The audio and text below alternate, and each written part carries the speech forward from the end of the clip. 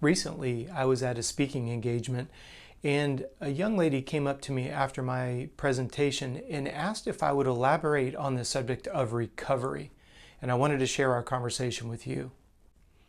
If you've followed me for any period of time, we've talked a lot about the idea that your workout tomorrow is dictated on your ability to recover from it today. Well, this conversation that I had with this young lady went down a very, very long discussion point, and the thing that took the conversation a tad bit longer than usual was she was missing the idea that you as an individual need to recover hour by hour, day by day, week by week, and training block by training block. So think about this. If you're working out in the morning and you're going to do another workout later in the evening, if your schedule allots you that privilege, as soon as you get done with that workout, you want to use as much time as you can possibly have in between your next session. And during that time, you're going to nail your hydration, you're going to nail your calorie intake, and to the best of your ability, try to reduce the amount of stress on the human body. Now, if you can stop and think about, let's just say for the sake of illustration, you're going to work out at 7 a.m. and you're going to work out again at 7 p.m. There's a 12-hour window. Treat that the same way that you would working out at 7 p.m., getting ready to come up for that 7 a.m. morning workout. A lot of people can relate to the illustration of evening to morning, but they forget about morning to evening. As soon as you get done working out, you've activated an enzyme inside the muscles. Don't get hung up on the big term here. It's called the glycogen synthase enzyme. And that enzyme is at its highest activity level, and that enzyme helps you absorb sugars when you start to take in calories when you're done with your exercise and or your race. So what you want to do is you want to leverage that opportunity to increase the absorption of sugars into the depleted muscles.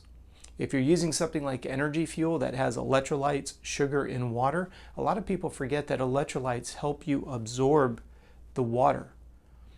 When you absorb that water and it has electrolytes in it, electrolytes play a significant role in muscle contraction. So you see how this is a complementary type of idea here? When you get done with your workout and you take in recovery fuel has a combination of amino acids and a little bit of sugar. That's to help start repairing the muscles, help support the immune system, and help offset the depleted. You want to start replenishing what you've depleted during your workout and or your race. Well, that's after your workout. During the workout, you take in something like energy fuel with electrolytes and obviously easily digestible carbohydrates. Well, what you're now doing is the workout has a higher level of productivity. You nail your recovery, you take advantage of that active enzyme, and then when you work out later that day, it works to your advantage. Same thing happens if you work out at night or if you only work out one time per day.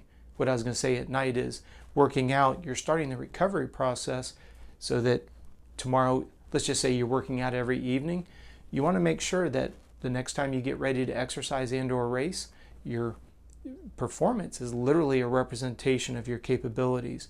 When we're looking at training, you got to keep in mind you're only looking for a 1% improvement. Please try not to bite off more than the body's able to adapt to. This is a frequent mistake that we see and one that's easily avoidable.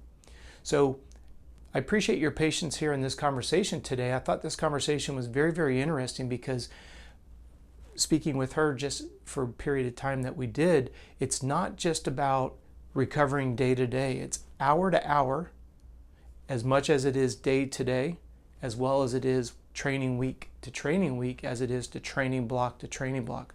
Phase 1 to phase 2, phase 2 to phase 3. And as I alluded to, periodization, preseason, pre-competitive, and competitive. All of those have an impact on this whole idea of recovery. So I want to thank you for taking the time to watch this video. If you happen to have a question that I can help you out with, please do me a favor, send it to me and my team, contact@coachrobb.com. We do put a video up each day here on YouTube, so please like, subscribe, and we hope to see you again tomorrow.